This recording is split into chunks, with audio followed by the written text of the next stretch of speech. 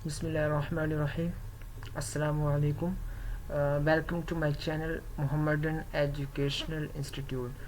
तो आज का हमारा जो टॉपिक है वो है लेवल्स ऑफ बायोलॉजिकल ऑर्गेनाइजेशन। ये बायोलॉजिकल ऑर्गेनाइजेशन है क्या चीज़? दरअसल study of biology at different levels is called biological organisation. यानी कि मुख्तलिफ लेवल्स के ऊपर जो बायोलॉजी की स्टडी है उसे हम क्या कहते हैं? बायोलॉजिकल ऑर्गेनाइजेशन कहते हैं। ठीक है, तो सबसे पहला लेवल है वो है एटॉमिक एंड सब एटॉमिक लेवल। जैसा कि हम जानते हैं कि तमाम जो मैट्रिक्स हैं वो दरअसल किसी से बने? एटम से। और हर एटम ये बना हुआ है 3 सब एटॉमिक पार्टिकल्स से, जिन्हें कहते हैं इलेक्ट्रॉन, प्रोटॉन एंड न्यूट्रॉन। यानी कि जितने भी मैटर्स हैं वो किसी से बने हुए? वो बने हुए हैं एटम से। और एटम खुद 3 सब एटॉमिक पार्टिकल से बना हुआ है, जिन्हें हम कहते हैं इलेक्ट्रॉन, प्रोटॉन एंड न्यूट्रॉन। अगर नेचुरली तौर पर देखा जाए तो नेचुरली तौर पर जो एलिमेंट्स पाए जाते हैं या एलिमेंट्स की जो तादाद है वो है 92 एलिमेंट्स। ठीक है, इन 92 में से सिर्फ 16 एलिमेंट्स को क्या कहा जाता है? बायो एलिमेंट्स कहा जाता है, क्योंकि ये 16 एलिमेंट्स क्या करते हैं? किसी भी लिविंग ऑर्गेनिज्म के स्ट्रक्चर को डिज़ाइन करते हैं। ठीक है, या लिविंग ऑर्गेनिज्म के स्ट्रक्चर्स में मौजूद होते हैं या मिलकर क्या बना देते हैं? किसी भी लिविंग ऑर्गेनिज्म के स्ट्रक्चर बनाते हैं।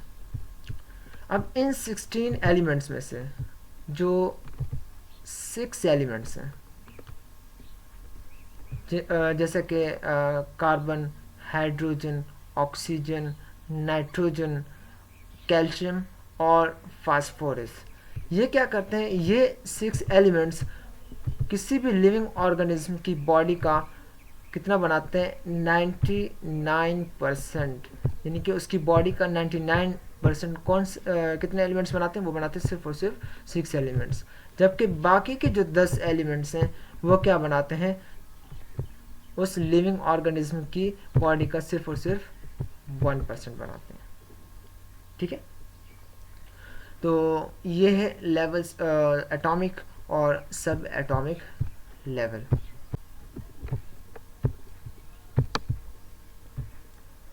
उसके बाद बात करते हैं जो हमारे पास सेकंड लेवल है उसे कहते हैं मॉलिक्यूलर लेवल।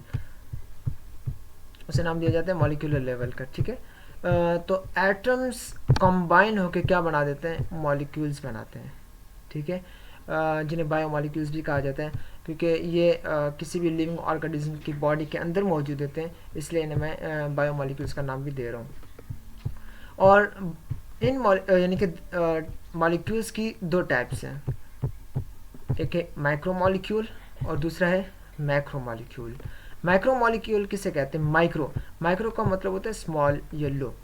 ठीक है, ऐसे मॉलिक्यूल जिनका मॉलिक्यूलर वेट क्या हो? मॉलिक्यूलर वेट कम हो, उसे हम कहते हैं माइक्रो मॉलिक्यूल। और जिनका मॉलिक्यूलर वेट हाई होता है, ज़्यादा होता है, उन्हें कहा जाता है मैक्रो मॉलिक्यूल।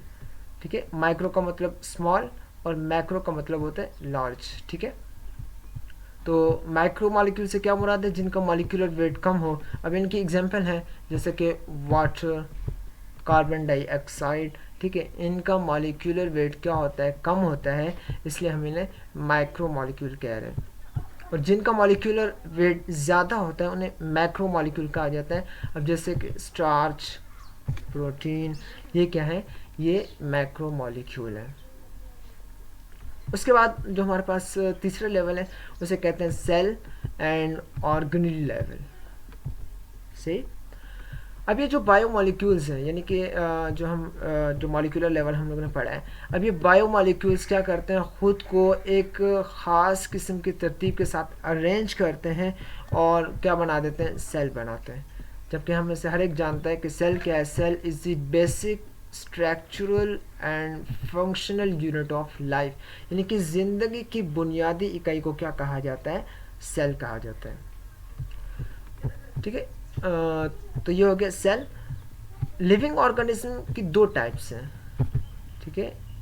लिविंग ऑर्गेनिज्म की दो टाइप्स हैं, एक होते हैं यूनिसेलुलर ऑर्गेनिज्म और दूसरा होता है मल्टी सेलुलर ऑर्गेनिज्म।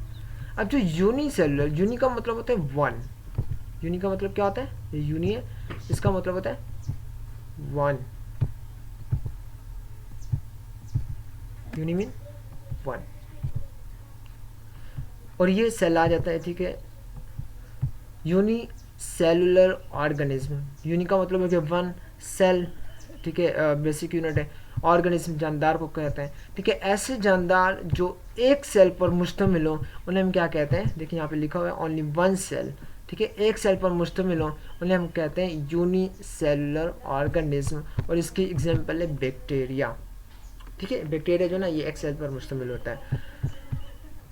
मल्टी का मतलब होता है मैनी, क्या होता है, मैनी, क्या मतलब होता है, मैनी।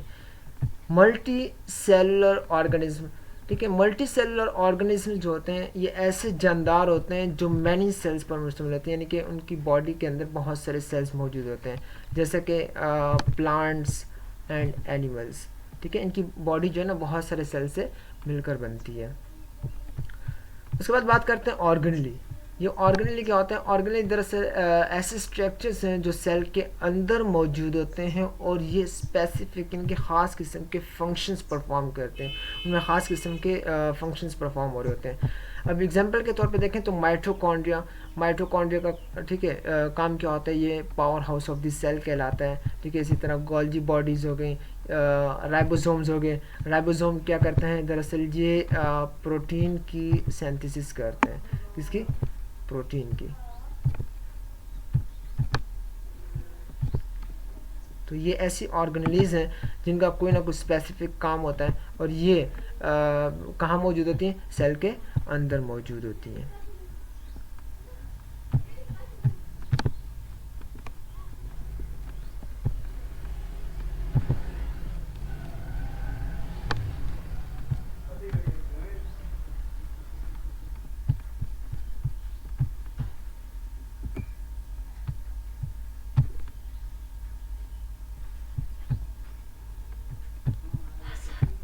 उसके बाद हम बात करते हैं टिश्यू लेवल की। टिश्यू, अब सेल कॉम्बाइन होकर क्या बनाते हैं, टिश्यूज़ बनाते हैं, ठीक है। एग्जांपल में देखें तो मसल टिश्यू, अब मसल का काम क्या होता है, ये मूवमेंट में इस्तेमाल होते हैं, यानी कि कॉन्ट्रैक्ट एंड रिलैक्स होते हैं, यानी कि मूवमेंट का काम करते हैं, किसी भी चीज़ को मूव करने में मदद देते हैं। इसी तरह जाइलम और फ्लोएम टिश्यूज़ हो गए, जाइलम और फ्लोएम टिश्यूज़ का काम क्या होता है, ये कंडक्ट करते हैं वाटर एंड मिनरल्स हो गए, और ठीक है, तो ये कंडक्ट करते हैं, ठीक है, फूड हो गया, मिनरल्स हो गए, ठीक है, वाटर हो गया, तो ये उनकी कंडक्शन का काम करते हैं, यानी उनकी तरसील का काम करते हैं। ऑर्गन की बात करें, अब ये टिश्यूज़ मिलके क्या बनाते हैं, मुख्तलिफ टिश्यूज़ मिलके क्या बनाते हैं, ऑर्गन बनाते हैं। एग्जांपल है स्टोमिक। स्टोमिक एक ऑर्गन है जिसका काम क्या होता है, खुराक को डाइजेस्ट करने में मदद देता है, लेकिन ये अब देखा जाए तो ये मुख्तलिफ टिश्यू से मिलकर बना हुआ है। अब सबसे पहले जो है वो है सिक्रीटरी एपिथेलियम टिश्यू, जो क्या करता है, गैस्ट्रिक जूस खारिज करता है, ठीक है। और दूसरा टिश्यू हमारे पास है वो है मस्कुलर टिश्यू, ये क्या करता है, स्टोमिक की वॉल को कॉन्ट्रैक्ट करता है, यानी कि उन्हें सुकेड़ता है, जिससे क्या होता है, खुराक जो है ना मिक्स हो जाती है विद एंजाइम्स के साथ, और ये खुराक को, इनकी कॉन्ट्रैक्शन जो है ना, ये खुराक को आगे धकेलने में भी मदद देती है, सही है। उसके बाद है हमारे पास ऑर्गेनिज्म लेवल। अब जब ऑर्गन, ठीक है, ऑर्गन जब बन जाता है उसके बाद फिर क्या करते हैं, डिफरेंट ऑर्गन्स मिलके, हाँ डिफरेंट ऑर्गन्स मिलके क्या बनाते हैं, ऑर्गन सिस्टम बनाते हैं, ठीक है। ऑर्गन सिस्टम जैसे आप लोग डाइजेस्टिव सिस्टम पढ़ते हैं जिसमें ठीक है, इसी तरह आप लोग रेस्पिरेटरी सिस्टम पढ़ते हैं, यानी कि अब इसके अंदर क्या होते हैं, मुख्तलिफ ऑर्गन्स मिल के एक पूरा का पूरा सिस्टम बना देते हैं। अब अगर ऑर्गेनिज्म लेवल की बात करें, इसमें जो है ना मुख्तलिफ किस्म के ऑर्गन्स और ऑर्गन सिस्टम मिल के क्या बना देते हैं, एक इंडिविजुअल, या यूँ समझे एक पूरा का पूरा जानदार बना देते हैं, ठीक है, एक पूरे का पूरा जानदार बना देते हैं। और इस जानदार के अंदर ज़ाहिर सी बातें मुख्तलिफ मेटाबॉलिक प्रोसेस हो रहे होते हैं, ठीक है।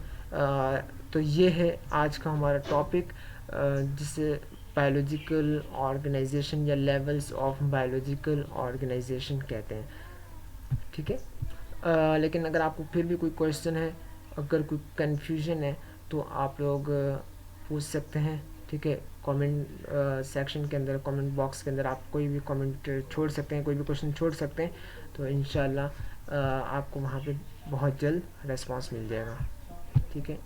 Thank you.